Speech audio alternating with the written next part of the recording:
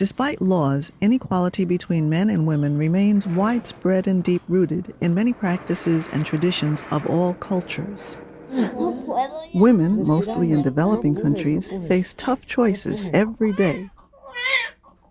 Choices where cultural traditions often conflict with their human rights. Promoting human rights requires cultural knowledge and engagement.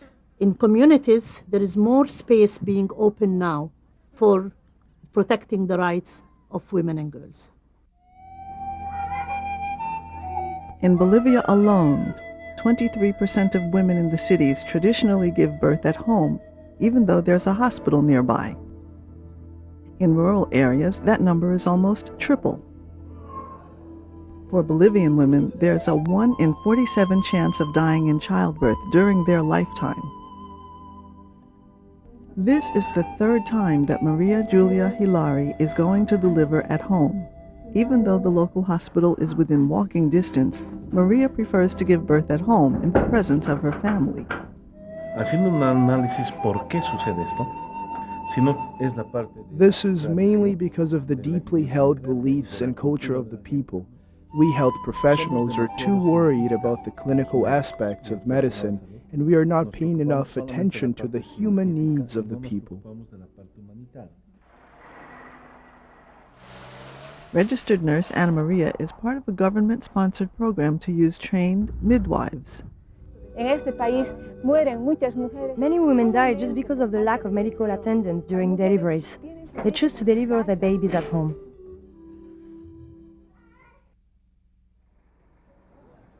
And across the globe in Eritrea, women's unions are fighting hard to stop female genital circumcision and early marriage. 22-year-old Leila has 2 daughters. She tells the union that her 3-year-old has had her genitals cut. Leila believes this is good for her child. Leila is explaining she can marry and she can have a husband.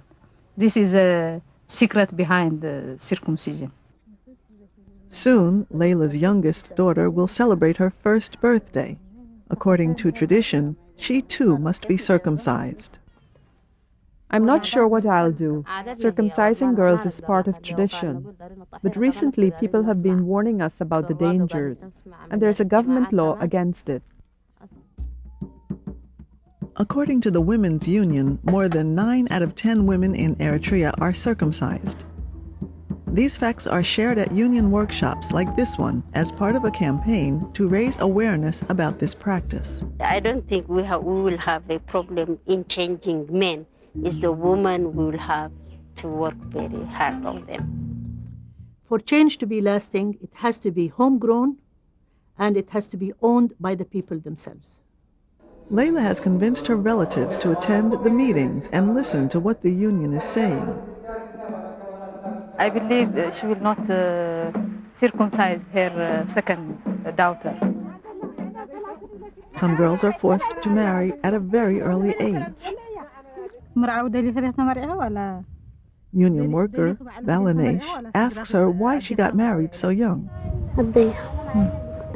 My mother told me to get married. Even though the law says that it is illegal for girls to get married under 18 years, it still happens. Many parents feel it is the best way to improve their daughter's future. Meanwhile, women in India deal with a different problem, son's preference. When 27-year-old Vaijanti learned that she was pregnant with another girl, she had to decide how to deal with the social pressure for male offspring. I first gave birth to a daughter, Shraddha. Then I had an abortion. My in-laws got it done forcibly. The third pregnancy was also a girl. They insisted I abort the fetus, but I refused.